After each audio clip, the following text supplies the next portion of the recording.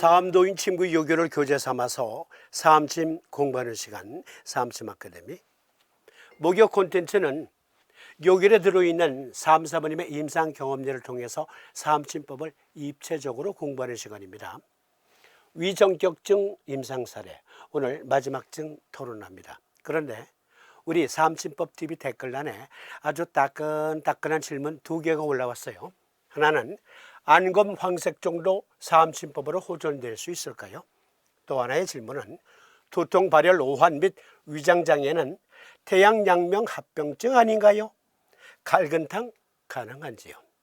2개 질문, 이것은 오늘 시간 말미에 같이 토론해 보도록 하겠습니다. 그러면 위정격증 임상 사례 중에 마지막 증. 한 남자가 나이 20에 오른쪽 눈 검은 자가 좁쌀 반입만큼 조금 현지라. 흑정에 있는 것은 간병이라 하겠으나 바야흐로 외자가 더욱 붉음으로 위정격을 썼더니 유효하더라. 우리가 사암도인의 임상 사례를 공부하고자 하는 것은 이것이 임상수련 과정이기 때문에 그렇습니다. 여러분, 의과대학 나왔다고 다 의사 된답니까? 먼저 국가고시를 패스해야 하고 인턴, 레지던트 그리고 전문의 수련 과정을 거쳐야 비로소 의사로 실력을 갖추게 되는 겁니다. 그런데 그것은 지도교수의 지도 아래 이루어지죠. 이 임상 사례를 공부한다 하게 되면 사암사부님을 지도교수로 모시고 임상 수련 과정에서 사부님, 왜 이게 위정격증인가요? 이 증상의 원인은 무엇 때문인가요? 이걸 사암사부님께 여쭙는 거예요. 그러면 사암사부님이 우리에게 친절하게 가르쳐 주시는데 저는 사암사부님의 입을 대신해서 말씀드리는 거예요. 임상 경험례 공부는 임상 수련 과정이다. 즉 원인을 모르면, 원인을 진단해내지 못하면 치료도 불가하다. 그러면 이 증의 원인은 무엇일까요? 그리고 합리적인 치료법, 물론 위정격이 제시되어 있지만 왜 위정격인가? 제36장 목병문 9번째 증, 오백정 양간 예막이라. 견증, 검은 자와 흰 자 사이에 백태가 낀 것, 위허인지라. 양국 해계를 보하고 임읍함국을 사하라. 위정격을 써라 하셨습니다. 그러면 여기에서 먼저 여기 백태가 낀 것 무엇일까요? 아니, 이거 혹시 백내장 말하는 건가? 아닙니다. 이건 백내장이 아니고요. 전문 용어로 익상편이라고 합니다. 영문 표기로 여기 피자는 묵음이 되어서 퇴리지움이라고 합니다. 퇴리지움. 익상편, 즉 검은 눈동자, 검은 눈동자의 소녀가 강변을 걸어가네. 그런데 아니, 그 검은 눈동자에 이렇게 막이 덮여가고 있어. 이게 익상편. 그런데 사암도인은 바깥쪽 눈초리를 외자, 안쪽 눈초리를 내자라고 합니다. 외자, 이렇게 막이 덮여가고 있는 것.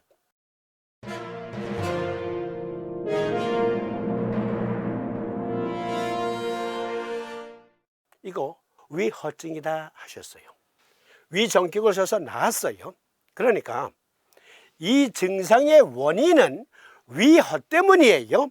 그리고 제시하신 요법은 위정격인데 외자 혹은 내자에 막이 씌워가는 것, 그건 위정격 쓰면 되겠구나.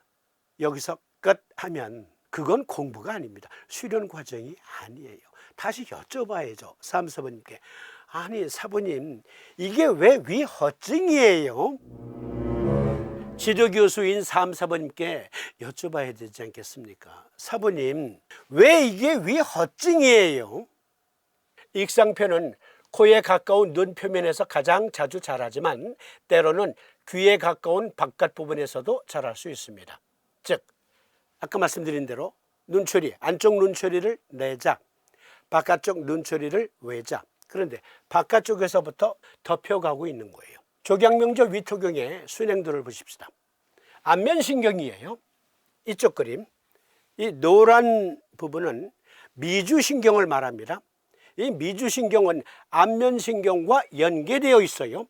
그러니까 조경명조 위토경은 안면신경과 미주신경을 두루두루 얽어매고 순행해요. 그런데 단순히 유주를 보시고 위허증으로 판단하셨구나, 또 이렇게만 그친다면 그것은 제대로 된 수련 과정이 아니에요. 조경명 위경은 중환혈과 연락된 복강신경총과 연계되어 있다. 이 그림 자주 소개해드리죠. 미주신경이에요. 이 미주신경은 안면신경과 연락되어 있는데, 미주신경 중에서도 이 부분, 즉 복강신경총은 중환혈과 연계되어 있어요. 이 익상편은 여러 원인들이 있지만 미주신경 장애로 발생할 수도 있다. 4345님께서 임상례에서 말씀하신 익상편은 중환혈과 연락된 복강신경총 그리고 미주신경 장애 때문이었다. 그래서 위전격을 써서 치료했고 또 효과도 보았다. 한 남자가 나이 20에 오른쪽 눈 검은 자가 좁쌀 반입만큼 조금 흰지라.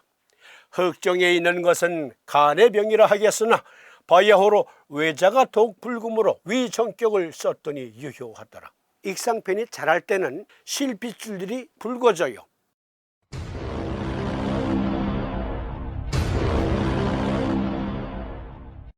미주신경 장애, 그리고 연락된 안면신경 장애, 그리고 중환혈과 연락된 복강신경총의 장애, 이걸 보시고 이건 위허증이에요, 이렇게 판단하신 겁니다. 그러면 삼심 아카데미 다음 시간에는 위승격증 임상경험률을 확인해 보도록 하겠습니다.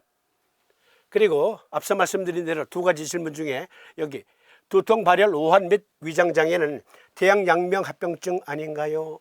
갈근탕 써도 되나요? 하신 거, 이것은 월요일 콘텐츠, 지금 상한문 토론 중이잖아요. 상한문에서 밝혀드리기를 하고요.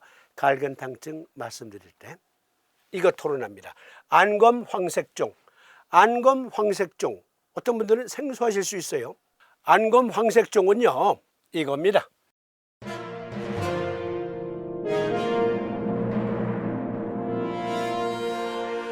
이러한 눈을 가진 분들 종종 보셨죠, 여러분들? 저 사람은 왜 안검에 저렇게 노란 덧살이 있는 거야? 노란 덧살이 있는 것, 이게 안검황색종입니다.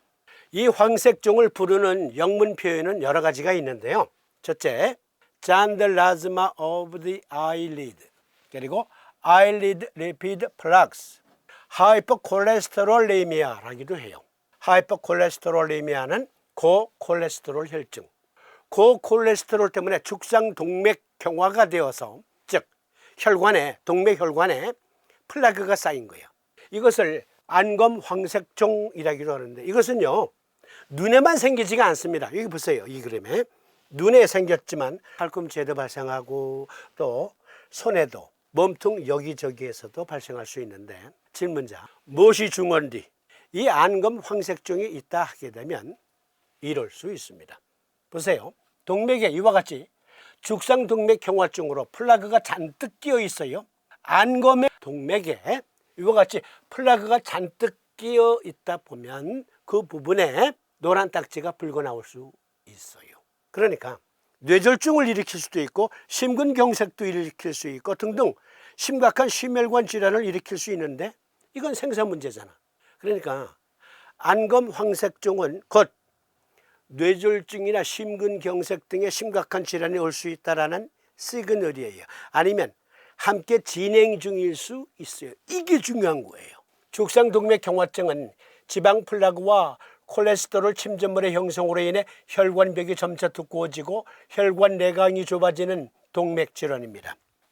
이로 인해 장기 및 조직의 혈액 공급이 중단되어 심근경색, 뇌졸중 및 기타 심혈관 질환과 같은 심각한 결과를 초래할 수 있습니다. 이게 중요한 거예요.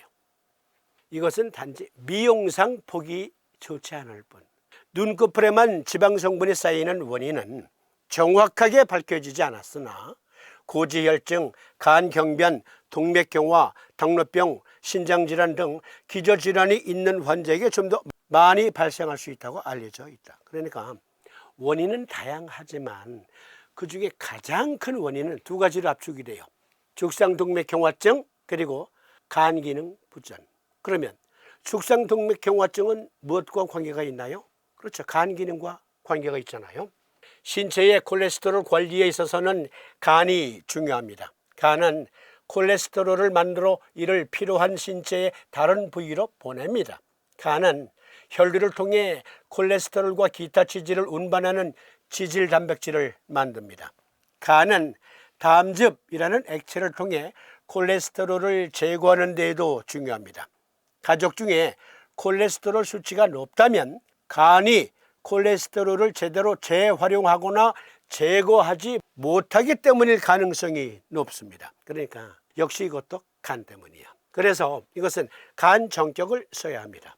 간은요, 콜레스테롤 대사를 총지휘하는 기관이기도 하는데, 그런데 만약에 동맥에 플라그가 쌓여요. 그리고 죽상동맥 경화증이 생겼어요. 그러면 간은 저밀도 콜레스테롤을 통해서, 즉 LDL을 통해서 그것을 긁어서 간으로 가져와. 그리고 그것을 다시 분해해서 콜레스테롤, 스테롤은 호르몬의 원료로 또 재가공을 하는데, 간이 그 지질 대사를 잘 못하는 거예요. 그렇게 되면 눈꺼풀에도 플라그가 쌓이고 죽상동맥경화증, 즉 눈꺼풀의 죽상동맥경화증으로 노란 딱지가 붉어져 나올 수 있다. 그러므로 이것은 간 정격. 음극 곡천의 N극, 경고중봉의 S극. 그런데요, 질문자님, 간 정격을 쓰면 이게 눈 녹듯이 싹 없어진다? 아니에요. 이미 생긴 건 수술로 제거하거나 전기 소작 또는 레이저로 절제해내야 돼요. 아니면 TCA라는 게 있어요. 화학 약품 중에 TCA 필링이나 또는 살리실릭 에스터 필링 등을 쓰는데, 이것은 전문의들이 하는 거예요. 전문의들이.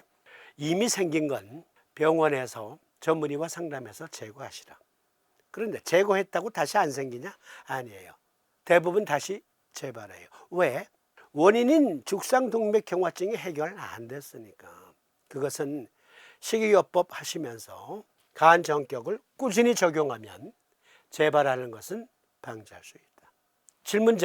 질문자가 그렇다면 5월 19일 내일 모레예요. 이번 주 일요일 병증 상담 세미나에 오시면 여기 TCA나 살리실릭 애시드 필링, 그것 말고 비교적 안전하게 할 수 있는 필링법, 그걸 제가 전해드리도록 하겠습니다. 이건 제가 공개적으로 말씀드리기는 좀 조심스럽습니다.